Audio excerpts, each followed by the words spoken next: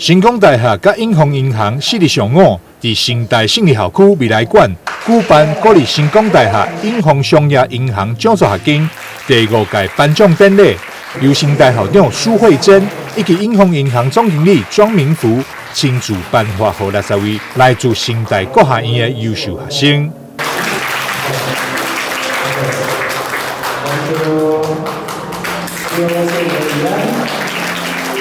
谢谢这个永丰银行跟我们这几年愉快的这个合作。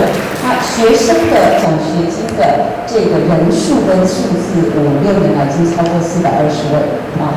那么这个金额也大概是2750万左右，是一个非常非常重要的心意。意思就是说，来自于这个 corporate industry 的很多的努力，希望 support， 希望支持所有的同学。更专心的把你变成一个将来可以有更多贡献的人啊！那我们每一个 recipient 都应该去感谢后面的心意。那感谢这个心意最好的方式是就是 be a better person， 变成一个更好的你，变成一个会为下一个社会那个更好的事情努力的人。永丰银行甲成功大学长年合作，不但提供奖助学金。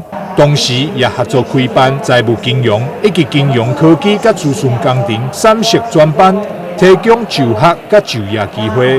产业的角度跟从这个学院的角度里面去看不同事情的时候，我们希望能够激荡出一些火花出来。那这中间从第1年，我觉得是有点筚路蓝缕，但是不能讲配得上，是这句话讲而是satisfied the result。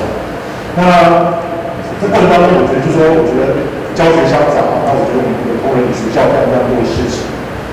那同时呢，在这个刚校长提到说，在从2017年到现在呢，未来还有更多计划要做。